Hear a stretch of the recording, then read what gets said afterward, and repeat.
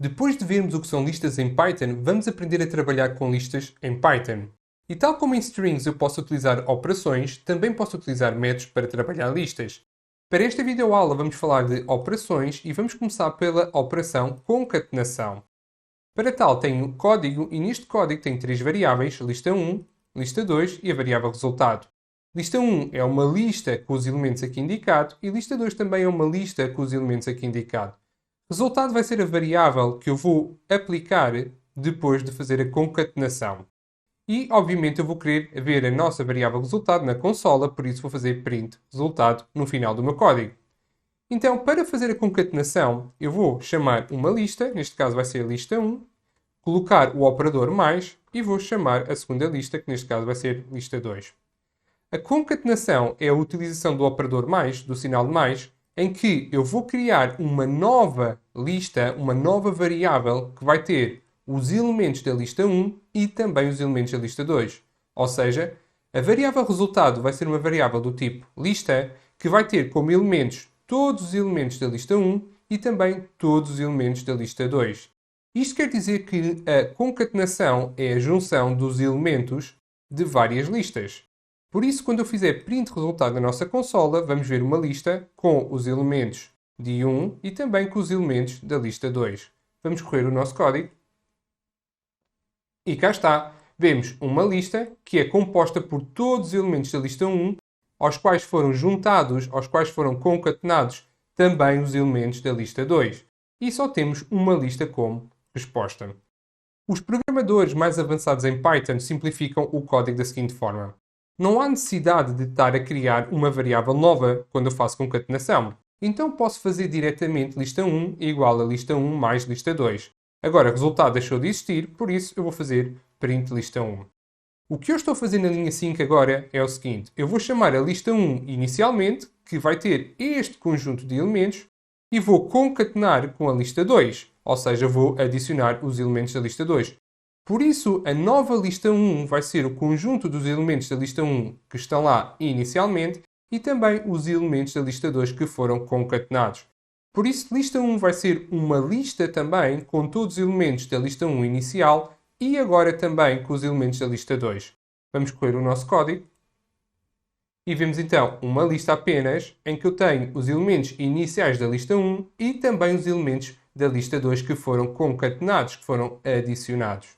Eu posso ainda simplificar a linha 5 através de uma pequena sintaxe. Ou seja, eu posso fazer mais igual e faço mais igual a lista 2. Isto quer dizer o seguinte, a lista 1 adiciona, faz a concatenação de todos os elementos da lista 2. Por isso, a lista 1 também vai ser uma lista atualizada que vai ter os seus elementos adicionais e agora também os elementos da lista 2 que foram adicionados, que foram concatenados.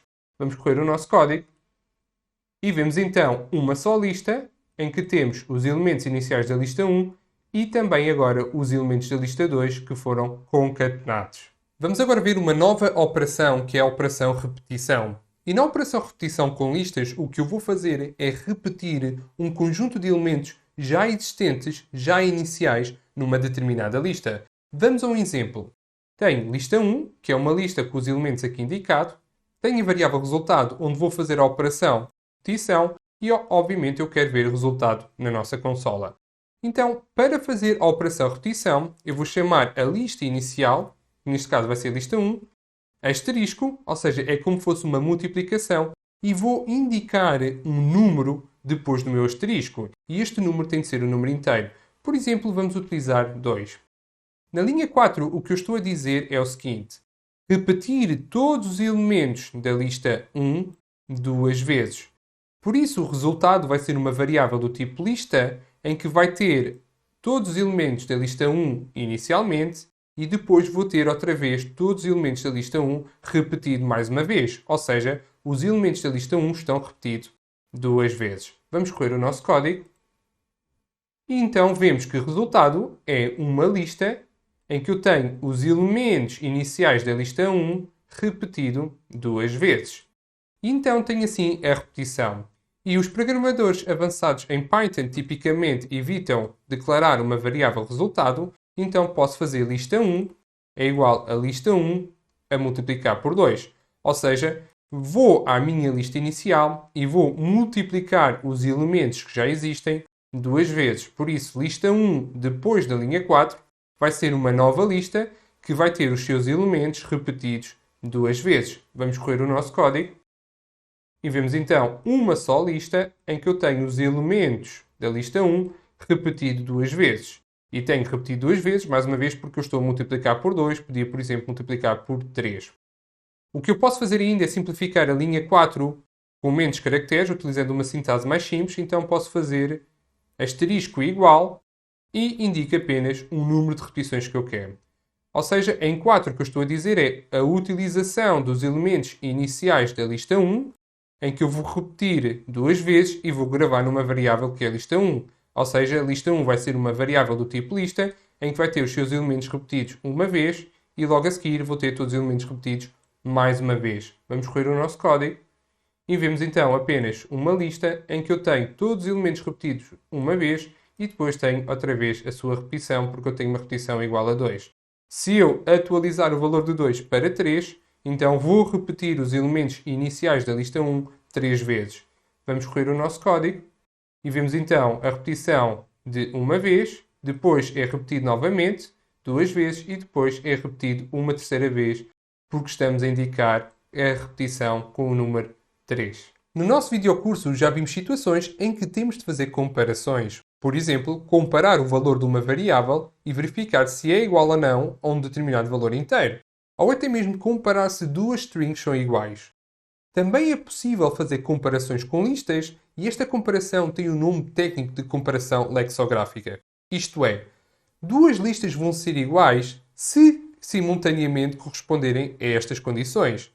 Ambas as variáveis são do tipo lista, ambas as variáveis têm os mesmos elementos e, como tal, ambas as variáveis também têm o mesmo comprimento.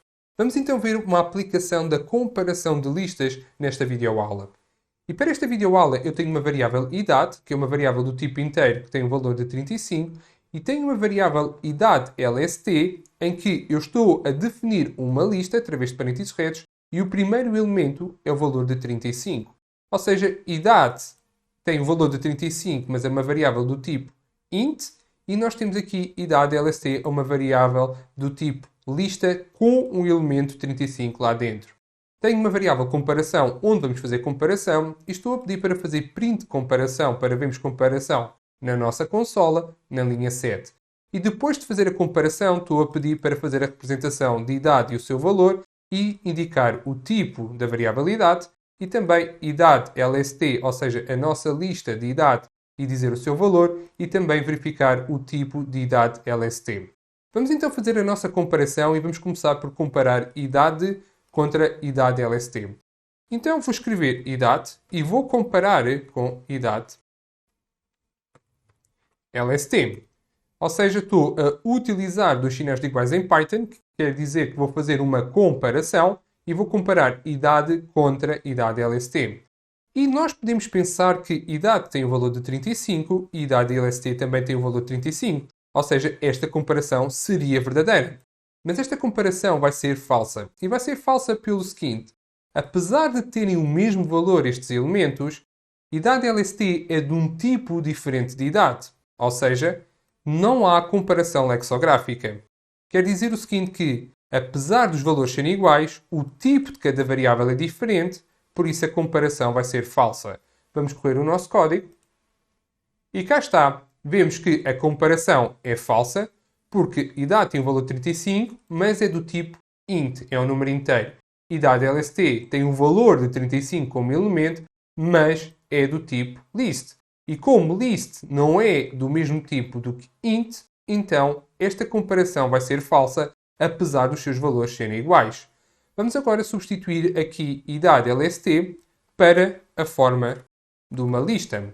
E agora sim, quando eu fizer a comparação na linha 5, eu estou a comparar duas variáveis do mesmo tipo, que é o tipo lista, que têm o mesmo conjunto de elementos, ou seja, o mesmo valor de 35 como elemento em cada lista. Por isso, como os seus valores são iguais e são do mesmo tipo, comparação agora vai ser verdadeira, ou seja, em inglês vai ser true. Vamos correr o nosso código e vemos então que comparação é verdadeira, é true, Porque idade agora é uma lista, idade LST também é uma lista. E ambas têm o mesmo elemento, que é 35, na sua combinação de lista. Atenção que eu posso ter uma situação em que eu tenho idade e depois tenho o valor de outro elemento. E apesar de idade e idade LST serem ambas listas, vocês reparem que o número de elementos de idade é superior, são 2 elementos, face à idade LST. Por isso, quando eu for fazer a comparação, idade e idade LST até podem ter um valor em comum, até podem ser ambas listas, mas reparem que a dimensão de idade vai ser superior. Ou seja, idade vai ter 2 elementos e idade LST só tem um elemento. O que vai fazer esta comparação como sendo falsa também. Vamos correr o nosso código. E cá está, vemos que a comparação é falsa porque, apesar de termos listas na nossa consola, ou seja, cada variável é do tipo lista, nós temos mais elementos a idade, ou seja, a dimensão de idade não vai ser igual à dimensão de idade LST. E concluímos assim, então, a comparação lexicográfica de listas. E isto é realmente importante, porque quando eu quero verificar se uma lista é igual a outra lista, eu tenho de verificar se ambas variáveis são do tipo lista, se ambas as variáveis têm os mesmos elementos e se também têm o mesmo número de elementos. Vimos anteriormente que podemos comparar duas listas entre si em Python.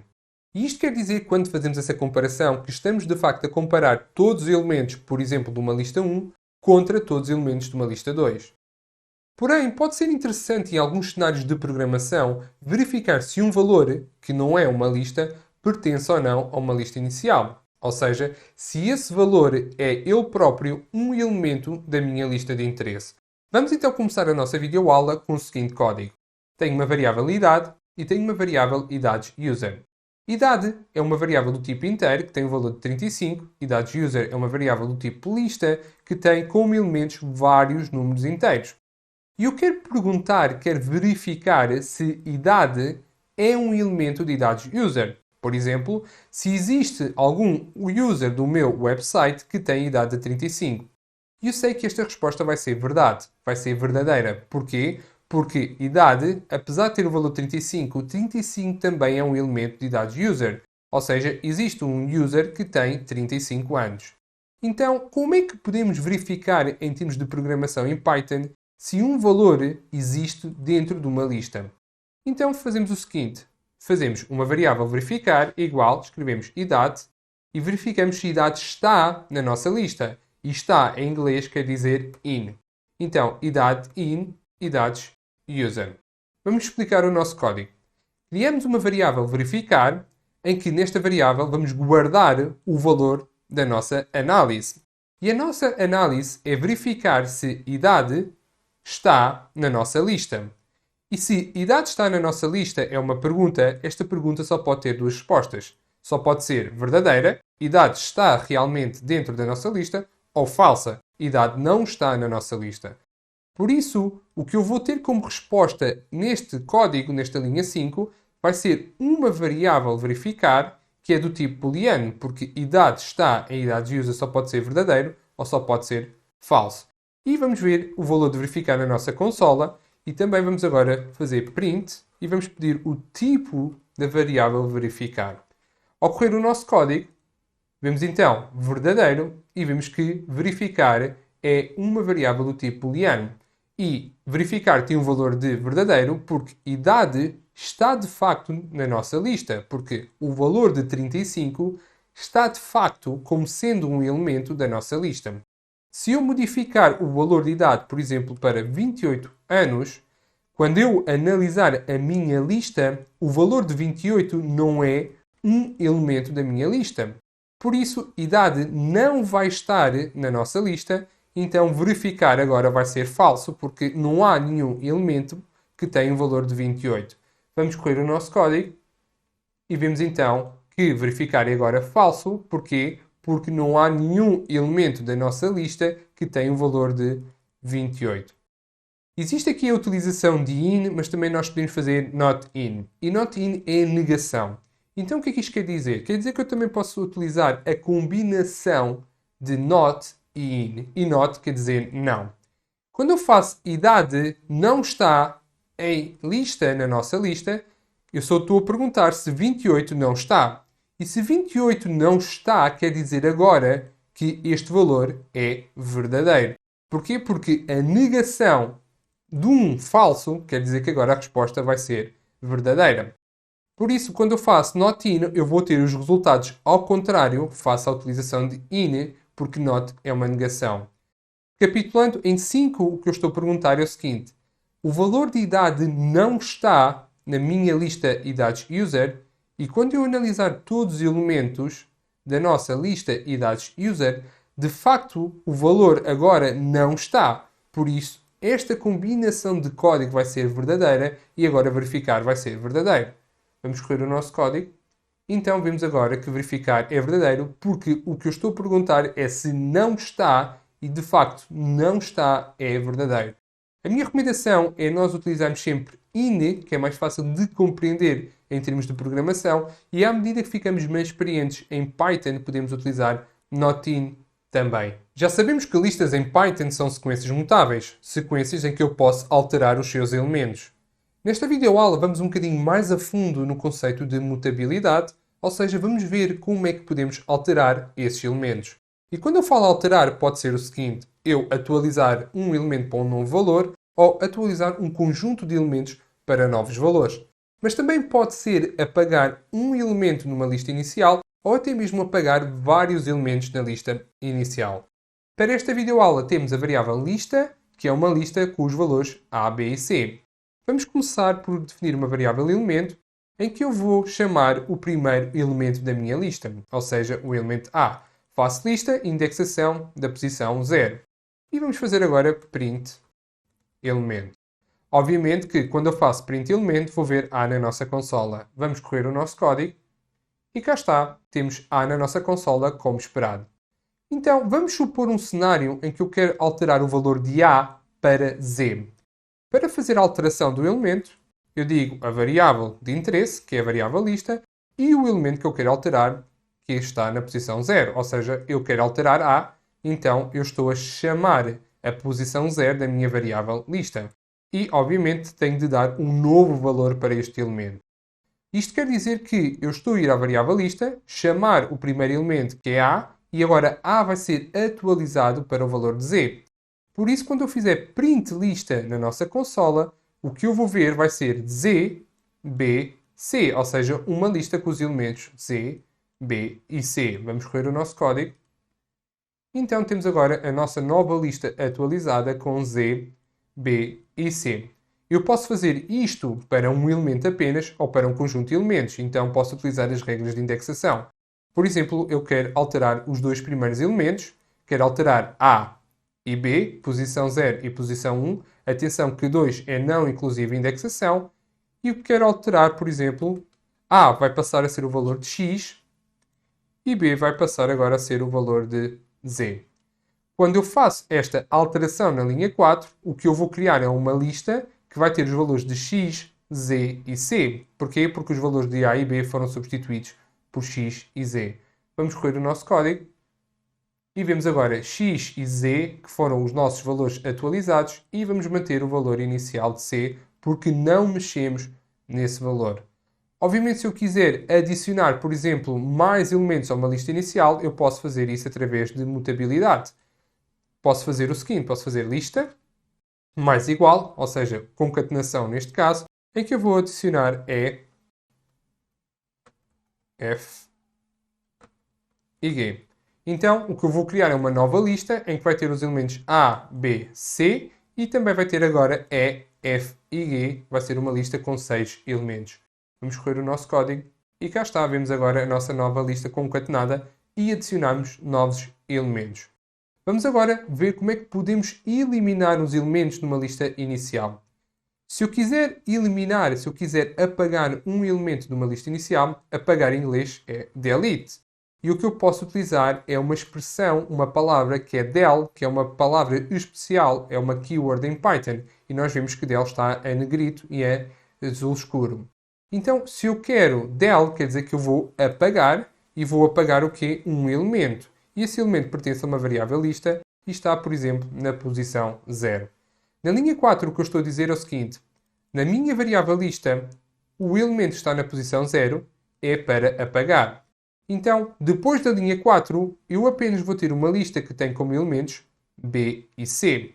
Vamos correr o nosso código e vemos como resposta uma lista apenas com B e C, porque o elemento na posição 0 foi apagado, não existe mais. E obviamente que eu também posso utilizar as regras de indexação para fazer delete, para apagar. E se eu fizer lista 02 para del, o que eu vou apagar é o elemento que está na posição 0 e o elemento que está na posição 1. Por isso, a minha lista apenas vai ser uma lista com o elemento C. Vamos correr o nosso código e vemos então apenas o elemento C na nossa consola. Vamos começar a falar de métodos para listas em Python. E nesta videoaula vamos começar por dois métodos que já falámos no passado, o método count e index. Nós falámos destes métodos quando falámos de strings e vamos ver como é que podemos aplicar estes mesmos métodos a listas. Temos então uma variável dados, que é uma variável do tipo lista, com os elementos aqui indicados. Temos uma variável resultado que vai ser utilizada para aplicar os nossos métodos e estamos a fazer o print de resultados na nossa consola. Vamos começar pelo método count. Então, vamos chamar a nossa variável de interesse, fazemos dados, ponto, o nome do nosso método de interesse, que é count, e abrimos e fechamos parênteses. E dentro dos parênteses nós temos de passar um determinado elemento de interesse. Este elemento de interesse, vamos começar por A maiúsculo. Então, na linha 4, eu estou a fazer a contagem, count traduzido para português quer dizer contar, estou a contar o número de vezes que o elemento A aparece na nossa variável de interesse dados. E vou verificar que ele aparece uma vez e aparece aqui duas vezes. Por isso, resultados vai ser igual a 2, porque a contagem de A em dados é 2. Vamos correr o nosso código. E cá está, temos resultados igual a 2, porque A aparece duas vezes. Se eu pesquisar, por exemplo, o elemento false, eu sei que false só aparece uma vez, por isso o resultado vai ser igual a 1. Vamos correr o nosso código e temos resultado igual a 1. Se eu pesquisar um elemento que não pertence a dados, por exemplo, Z, eu sei que Z não pertence a dados, não está presente, então a sua contagem vai ser 0. E quando faço o nosso código correr, vejo resultado igual a 0. Vamos agora falar do método index. E para fazer o método index, vou chamar a nossa variável de interesse, faço ponto e o nome do nosso método de interesse, que é index, e dentro dos parênteses nós também temos de passar um elemento. Vamos começar também por A maiúsculo. Então, o método index vai me dar a posição do elemento A maiúsculo. E eu verifico que a posição vai ser a posição 0. Então, o resultado vai ser igual a 0. Vamos correr o nosso código e vemos que o resultado é igual a 0. Se eu quiser, por exemplo, a posição do elemento 0.23, corro o nosso código e vejo que 0.23 está na posição 5. E agora, se eu quiser, por exemplo, a posição de false, ao correr o nosso código, vou verificar que false, este elemento está na posição 6. Contudo, se vocês verificarem, quando nós corremos novamente A maiúsculo, eu vou ter resultado igual a 0. Contudo, A está na posição 0 e existe outro elemento A que está na posição 3. É importante relembrar que index dá a primeira posição detectada, ou seja, entre 0 e 3, Python detectou primeiro este A na posição 0. Então, como é que nós podemos resolver isto? Nós sabemos que index tem outros parâmetros e tem um parâmetro inicial e um parâmetro final. Ou seja, eu posso definir uma posição inicial e uma posição final para procura. Por isso, se eu começar a procurar A a partir da posição 1, ou seja, até à posição final, eu vou percorrer todos os elementos de 2 até C. E basta-me fazer a procura a partir de 1 até à posição final. E se eu quiser todos os elementos, eu posso omitir e por padrão eu sei que eu estou a ir de posição 1 até à posição final, que é o comprimento total dos meus elementos. E agora sim, quando eu estou a percorrer de 2 até ao fim da minha lista, eu sei que A na posição 3 vai ser identificado, por isso resultados vai ser igual a 3. E vimos assim então dois métodos que se aplicam a listas, o método count e o método index. No vídeo anterior vimos métodos que são aplicados a listas, mas também podem ser aplicados, por exemplo, a strings. Nós em Python dizemos que estes métodos são comuns porque são aplicados a diferentes tipos de estruturas de dados. A partir desta videoaula vamos falar de métodos que são específicos para listas em Python. Vamos começar pelos métodos que me permitem adicionar elementos. E para esta videoaula tenho dados, uma lista com os elementos A, B e C, X igual vai ser uma variável onde vou aplicar um determinado método que eu vou explicar nesta videoaula e vamos ver duas mensagens na nossa consola, a mensagem retorno com o valor de X e a mensagem minha lista final, ou seja, a variável dados depois da aplicação do nosso método. E vamos começar pelo método append. Vamos escrever dados.append e append traduzido para português quer dizer anexar. E eu posso anexar um determinado valor. Ou seja, depois de A, B e C, no final da minha variável dados, eu posso anexar um determinado valor. Vamos anexar, por exemplo, o valor de Z.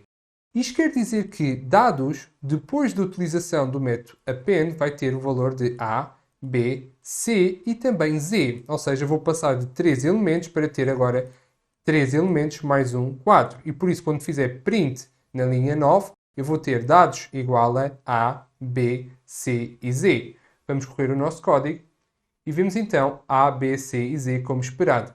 Reparem que X é igual a none. Porquê? Porque o método append não me está a retornar, não me está a devolver nenhuma informação útil em termos de programação. Contudo, alguns métodos em listas vão me dar essa informação que pode ser importante para nós trabalharmos ao longo do nosso código. Reparem que utilizar append é o equivalente a fazer uma concatenação. Por exemplo, eu podia fazer dados mais igual a Z. Vou só comentar a linha 6 e a linha 9 para não ter nenhum erro. E vou obter o mesmo resultado, ou seja, A, B, C, e agora vou adicionar o elemento Z também. E vemos então A, B, C e Z como esperado. Qual é a vantagem entre a concatenação e o método? Não é nenhuma em particular. Fica ao critério do programador saber se quer utilizar um método ou fazer uma operação de concatenação. Vamos agora apagar a linha 7, remover os nossos comentários e apagar aqui a linha 6 para falar de outro método. E o método que vamos falar agora é o método extend, que em português se traduz para estender. E a diferença do método extend para append é que append utiliza um elemento, um valor, extend vai ter de utilizar uma lista. Ou seja, dentro do meu método eu vou ter de passar uma lista. E posso passar, obviamente, uma lista com vários elementos. E o que vai fazer é que estes elementos vão ser adicionados ao final da minha variável de interesse, que é a variável dados. Por exemplo, eu posso adicionar x,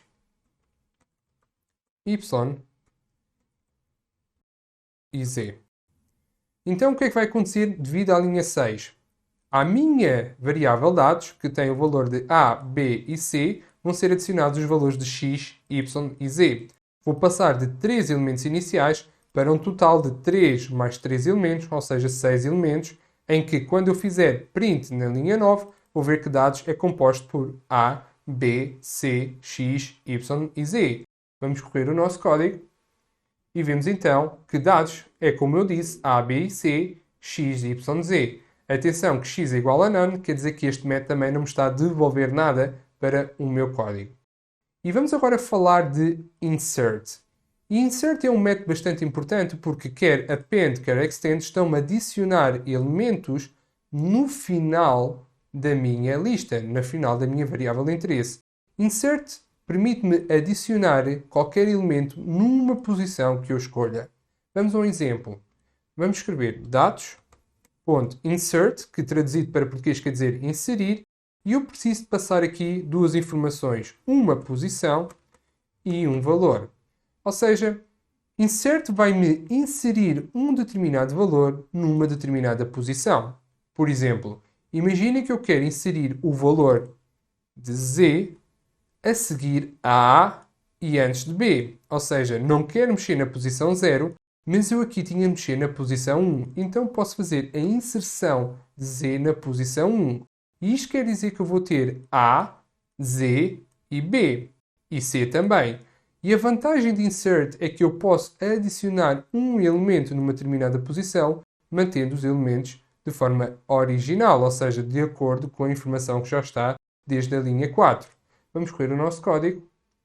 E cá vemos que eu tenho A, Z, B e C e eu consegui preservar, manter a informação de A, a informação de B e a informação de C e tive a capacidade de escolher a posição para inserir Z. Vamos agora ver métodos específicos para listas que me permitem remover elementos de uma lista inicial. Temos então uma variável dados, que tem o valor A, B e C. X igual é onde nós vamos aplicar os nossos métodos e vamos ver duas mensagens na nossa consola. Vamos começar por dados ponto e pelo método pop. Abre parênteses e fecha parênteses e tenho que passar uma posição. O método pop vai-me remover um determinado elemento que está numa determinada posição. Por exemplo, se eu quiser remover o elemento B, eu sei que B está na posição 1, então faço pop 1. E quando eu removo B, isto quer dizer que os dados apenas têm o elemento A e C. Por isso, em 9, quando eu fizer print de dados, eu vou ver apenas A e C como os elementos de dados. Vamos correr o nosso código. E vemos então dados com A e C. E reparem agora que X já não é none, como em alguns vídeos. X igual a B, porque pop está-me a retornar o elemento que foi removido. Ou seja, eu posso gravar esse elemento numa variável e utilizar depois no meu código. Contudo, se eu não disser a posição que eu quero remover, por comportamento padrão, pop abre parênteses e fecha parênteses quer dizer que eu vou remover sempre o meu último elemento, que neste caso vai ser C. Por isso, se eu aplicar pop abre parênteses e fecha parênteses, vou remover o meu último elemento. Isto quer dizer que dados apenas vai ter A e B. Vamos correr o nosso código e vemos que dados é apenas A e B e o elemento removido foi C. Enquanto pop vai-me remover com base no valor de uma determinada posição, existe outro método que me remove com base no valor do meu elemento. E esse método chama-se remove. Então, remove e agora escrevo valor dentro dos meus parênteses. Ou seja, é um método que me vai também remover elementos numa determinada lista, mas com base no valor que eu quero remover e não a sua posição. Por exemplo, se eu quiser remover B, então eu digo que o valor a remover na minha variável dados é B. Isto quer dizer que, ao remover B, eu vou ter apenas A e C em dados, e por isso, quando eu fizer a linha 9, dados apenas têm A e C. Vamos correr o nosso código. E cá está, temos A e C apenas em dados. E reparem que o método remove não me retorna o elemento que foi removido.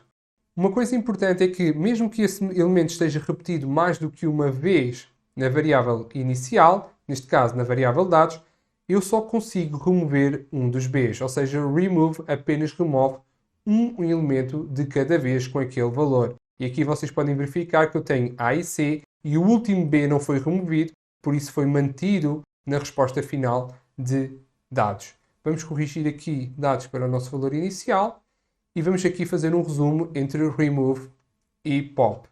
Nós temos que pop consigo remover com base na posição de um elemento e remove vai-me fazer a remoção com base no valor do elemento que eu quero remover. Existe ainda mais um método associado à remoção que é o clear. Então fazemos clear, abre parênteses e fecha parênteses, não precisa de nenhum argumento cá dentro.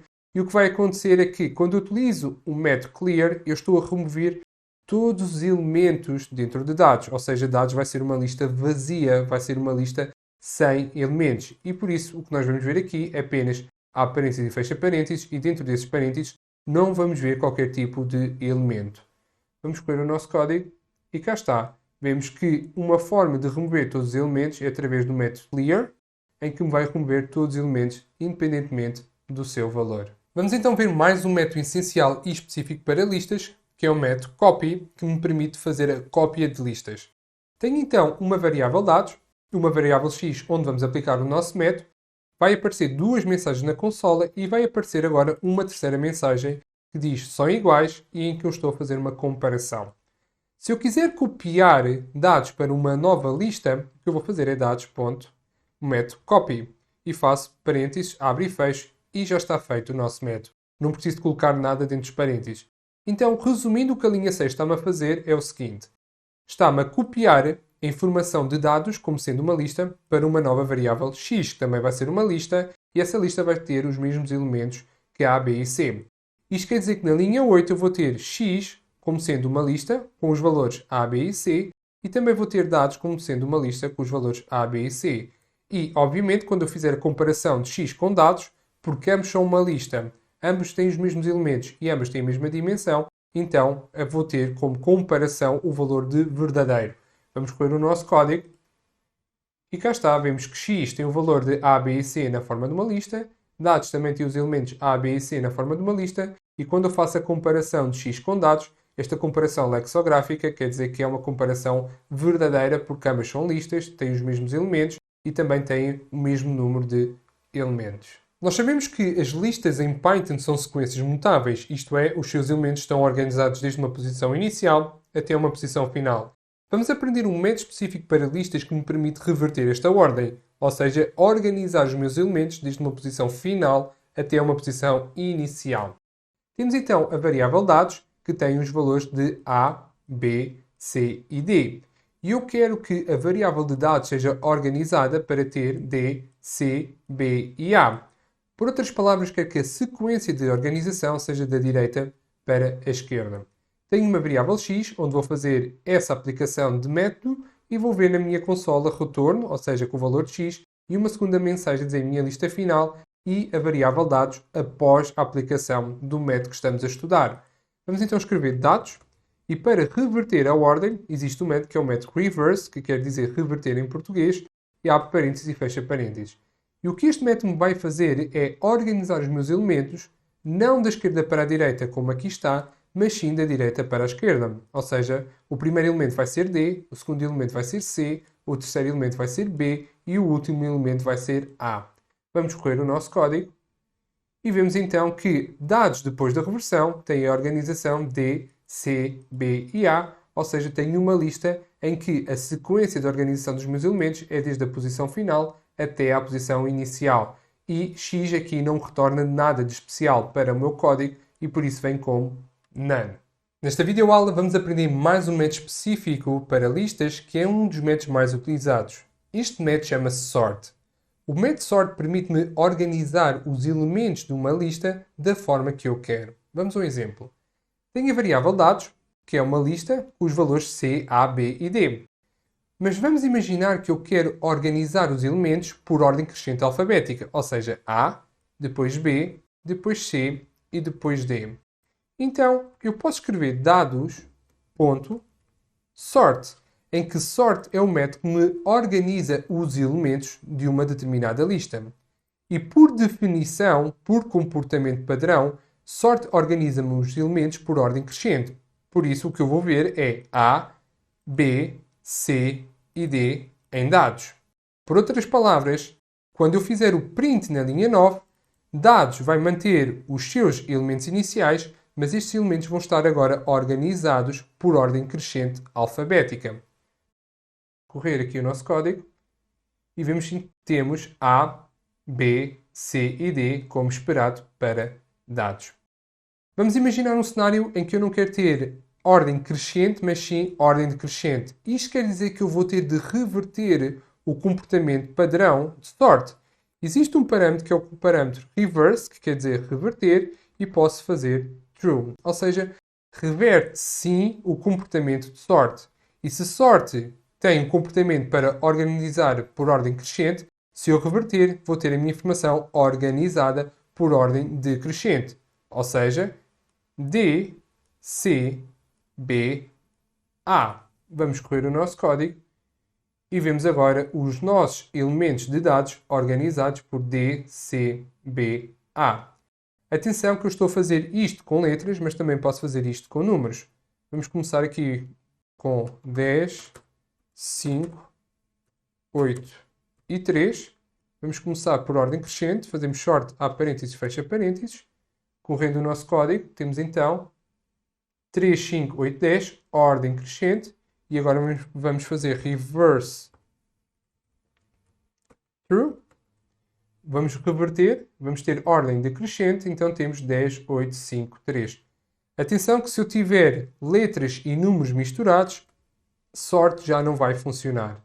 E vai-nos dar um erro. Vamos correr o nosso código. E cá temos o erro. Porquê? Porque não conseguimos perceber se A deve ser o primeiro elemento ou não, porque é difícil comparar strings com números. Por isso, nós só podemos utilizar este método se tivermos todos os elementos do mesmo tipo. Vamos agora a outro cenário em que eu tenho, por exemplo, dados que apenas são elementos de strings. E vamos fazer aqui o seguinte. Vamos primeiro fazer o sort destes dados da forma inicial. E vemos que temos A, B, C, C e D. Ou seja, vemos claramente que os nossos dados, os nossos elementos são organizados por ordem crescente alfabética. Contudo, eu posso querer alterar esta organização, em que eu vou querer organizar pelo comprimento destes elementos. Ou seja, B tem um caractere, por isso vai aparecer primeiro. D vai ter um caractere, também vai aparecer primeiro. Depois vai-me aparecer AA, porque tem 2, e depois vai-me aparecer C, que tem 3 caracteres. Então, para além de reverse, que é um parâmetro de sort, eu também tenho um parâmetro que se chama key. E key quer dizer chave em português. E posso dizer qual é a chave, qual é o raciocínio que eu quero aplicar na organização do método sort. E posso aplicar, por exemplo, len. Vamos então ver este código com mais cuidado. Eu estou a utilizar a lista dados, em que eu estou a fazer a organização dos seus elementos. E para fazer esta organização, eu tenho uma regra, eu tenho uma chave. E essa chave é organizar os meus elementos com base na função comprimento de cada elemento. Ou seja, B vai ter comprimento 1, vai ser dos primeiros. T vai ter comprimento 1, vai ser dos primeiros. AA vai ter comprimento 2, vai ser dos segundos. E CCC vai ser o último elemento. Porquê? Porque tem um comprimento 3. Vamos correr o nosso código e vemos então B, D, AA e CCC. Resumindo, eu posso em sort utilizar dois parâmetros. Key, em que eu posso definir uma função que me ajuda a organizar essa informação, e reverse, em que eu posso fazer a reversão do comportamento normal de sort. Se eu não disser nada, nem em key, nem em reverse, eu basicamente estou a organizar a minha informação por ordem crescente sempre. Concluímos assim o nosso estudo sobre listas em Python. Sabemos o que são listas e como podemos trabalhar com elas. Na próxima videoaula vamos falar de outro tipo de estrutura de dados, que são os tuples.